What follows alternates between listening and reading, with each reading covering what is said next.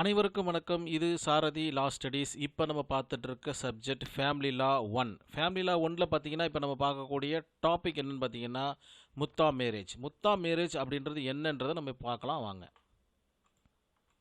முக்தா மேரேஜ்னா என்னன்னு பார்த்தீங்கன்னா இது ஒரு முஸ்லீம் லாவில் நடக்கக்கூடிய ஒரு விதமான ஒரு திருமண பந்தம். இது முழுக்க முழுக்க கான்ட்ராக்ட் பேஸ்டாக இருக்கும்.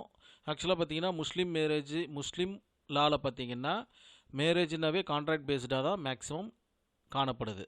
அதில் இது கொஞ்சம் டிஃப்ரெண்ட்டான விஷயம். முக்தா மேரேஜ் அப்படின்னா டெம்பரவரி மேரேஜ், அப்படி இல்லைன்னா மேரேஜ் ஆஃப் ப்ளஷர், அதாவது தற்காலிக திருமணமாகவும் அப்படி இல்லைன்னா சந்தோஷத்திற்கான திருமணமாகவும் இதை எடுத்துக்கொள்ளலாம். இதுதான் முக்தா மேரேஜ்னு சொல்கிறாங்க. Section 269 of Muslim law define பண்ணி சொல்லுது. இது முழுக்க முழுக்க கான்ட்ராக்ட் பேஸ்டு. ஏன்னா இது டெம்பரவரி, அதாவது ஒரு லைஃப் லாங் ஃபுல்லாக இவங்க ஜேர்னி ஆக மாட்டாங்க. ஒரு டெம்பரவரியான விஷயம். அதனால் பார்த்திங்கன்னா அந்த கால அளவுகள் குறிப்பிடப்பட்டிருக்க வேண்டும். தேவைப்படுமாயின் நீடித்து கொள்ளலாம். அதாவது இதுக்கு லிமிட்ஸ்னு ஒன்றும் பெருசாக கிடையாது. தேவைப்படுமாயின் நம்ம எவ்வளோ வேணாலும் நம்ம இதை எலாபரேட் பண்ணிக்கலாம். அதுக்கு தகுந்த மாதிரி மகர் தொகையை கொடுக்கணும். அதாவது இஃப் நோ மகர் அப்படி இல்லைனா டவர். இந்த வீடியோ தனியாக போடப்பட்டிருக்கு, கண்டிப்பாக பாருங்கள். ஏன்னா இந்த கொஸ்டின்ஸும் அடிக்கடிக்கு கேட்கக்கூடிய கொஸ்டின் தான். மகர் அப்படி இல்லைனா டவர். இந்த கான்செப்ட், இந்த முக்தா மேரேஜை பொறுத்த வரைக்கும் மகர் தொகை கொடுக்கப்படாமல் ஒரு மேரேஜ் நடக்குதுன்னா அது அப்சல்யூட்லி வாய்டு மேரேஜாக தான் பார்க்குறாங்க. இந்த மேரேஜுக்கு பார்த்தீங்கன்னா ஒரு ஆஃபரர் இருக்கணும், ஒரு அக்செப்டன்ஸ் இருக்கணும். ஒரு ஆஃபர் கொடுக்கும்போது அதை ஏற்றுக்கொள்ளக்கூடிய தன்மை கொண்ட எல்லாவித தகுதியும் படைத்த ஒரு அக்செப்டன்ஸ் இந்த மேரேஜுக்கு இருக்கணும். அதாவது இந்தியன் கான்ட்ராக்ட் ஆக்டோட கான்செப்ட் எல்லாமே இதுக்கு முழுக்க முழுக்க பொருந்தும். வேலிடு கான்ட்ராக்டுக்கு என்ன விஷயங்கள் எல்லாம் தேவையோ அந்த விஷயங்கள் அனைத்தும் இதில் இருக்கணும். அப்படி இல்லைன்னா கண்டிப்பாக இந்த மேரேஜ் வாய்டாக தான் மாறும். If no valid, definitely it's void. சரி, அப்படியாக ஒருத்தர் பார்த்திங்கன்னா ஒரு ஆஃபர் கொடுக்குறாரு. அதை பார்த்திங்கன்னா ஏற்றுக்கொள்ளக்கூடிய தன்மை கொண்ட எதிர் தரப்பினர் இருக்கிறாங்க. இவங்க ரெண்டு பேருக்குள்ளே பரஸ்பரமாக ஒரு ஒப்பந்தம் எழுது. அந்த ஒப்பந்தத்தின் அடிப்படையில் இந்த முக்தா மேரேஜ் நடக்குது. ஓகேங்களா? ஸோ அந்த கான்செப்ட் வரைக்கும் நம்ம பார்க்குறோம். அதுதான் பார்த்திங்கன்னா ஒரு வேலிடான ஒரு மேரேஜ் இந்தியன் கான்ட்ராக்ட் ஆக்டோட கான்செப்டில். ஸோ இந்த டாப்பிக்கில் நீங்கள் இந்தியன் கான்ட்ராக்ட் ஆக்டு 1881 நீங்கள் மென்ஷன் பண்ணி சொன்னால் இன்னும் கொஞ்சம் நல்லாயிருக்கும். அதாவது ஷார்ட் நோட்ஸாக இருந்தாலும் அந்த ஒரு விஷயத்தை சொன்னீங்கன்னா இன்னும் கொஞ்சம் நல்லாயிருக்கும். அந்த எழுத்துக்கு கொஞ்சம் வலிமை மிகுந்த எழுத்துக்களாக மாறும். மிக முக்கியமாக இந்த இடத்துல ஒரு விஷயத்தை சொல்ல விரும்புகிறேன். இந்தியன் கான்ட்ராக்ட் ஆக்ட் இல்லாத இடமே கிடையாது. நம்மளுடைய வாழ்நாளில் நம்ம பிறந்தது முதல் இறக்குற வரைக்கும் வரக்கூடிய மிக முக்கியமான சப்ஜெக்டில் இந்தியன் கான்ட்ராக்ட் ஆக்ட் ஒன்று. இதுக்கு நடுவில் நிறைய லா இருக்குது. அதுங்கெல்லாம் நம்ம கூட ட்ராவல் ஆகாமல் இருக்கலாம். ஆனால் இந்தியன் கான்ட்ராக்ட் ஆக்ட் மட்டும் நம்ம கூட every minutes every seconds travel ஆகிக்கிட்டே இருக்கும். அதனால் பார்த்திங்கன்னா இந்த இடத்துல அந்த சப்ஜெக்டை மென்ஷன் பண்ணி எழுதுறது மிக சிறப்பானதாக இருக்கும்.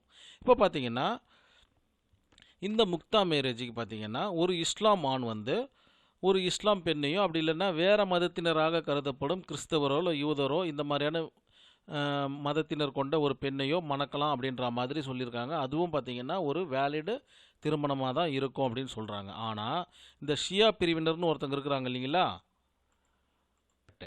இந்த டிவிஷன்ஸில் பார்த்திங்கன்னா Sunni school and Shia school இருக்கு இல்லைங்களா, இந்த ஷியா பிரிவினர் மட்டும் வேறு ஒரு மதத்தினரை பார்த்திங்கன்னா திருமணம் செஞ்சு கொள்ள மாட்டாங்க. அதாவது இந்த முக்தா திருமணத்தின்படி இந்த ஷியா பிரிவினர் வேறொரு மதம் கொண்ட நபரை திருமணம் செய்து கொள்ள மாட்டார்கள் என்பது இதன் மூலம் நமக்கு தெரிய வருது. கண்டிப்பாக பார்த்தீங்கன்னா உங்கள் எக்ஸாம் பேப்பரில் இதை குறிப்பிட்டு தான் ஆகணும் நீங்கள். ஏன்னா மிக முக்கியமான பாயிண்ட்டு.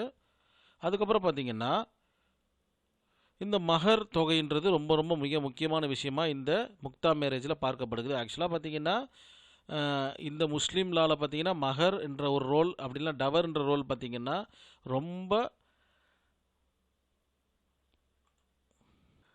ஆணித்தனமாக சொல்லக்கூடிய ஒரு விஷயமாக தான் இந்த இடத்துல நம்ம பார்க்குறோம். டவர் இல்லைன்னா பார்த்திங்கன்னா அந்த மேரேஜை பார்த்திங்கன்னா வாய்டாக மாறக்கூடிய விஷயங்களையும் நம்ம பார்த்தோம். இந்த இடத்துல பார்த்திங்கன்னா if no mahr or dower void marriage. இந்த வகையான ஒரு மேரேஜ் பார்த்திங்கன்னா மஹர் இல்லை டவரை பேஸ் பண்ணி தான் காணப்படுது. அந்த இடத்துல பார்த்தீங்கன்னா மகர் வந்து அன்ஸ்பெசிஃபைடு, அதாவது திருமணத்திற்கு பின்பும் கொடுக்கலான்ற மாதிரி ஒரு கான்செப்டில் சொல்லியிருப்பாங்க, அதாவது நார்மல் மேரேஜில். ஆனால் இந்த இடத்துல பார்த்தீங்கன்னா இந்த கான்ட்ராக்ட் எழுதும்போதே இவங்களுக்கு எவ்வளோ மகர் தொகை கொடுக்கணுன்றதை கண்டிப்பாக மென்ஷன் பண்ணி தான் ஆகணும். ஈவன் அவங்களுடைய அந்த ஒரிஜினல் மேரேஜ்லேயும் கண்டிப்பாக மென்ஷன் பண்ணி ஆகணும். ஆனால் அதில் ஒரு சில தளர்வுகள் உண்டு. அவங்க கொஞ்சம் கொஞ்சமாக கொடுக்கலாம், இல்லை வாழ்நாள் முழுவதும் கொடுக்கலாம், இல்லை மொத்தமாக கொடுக்கலாம்.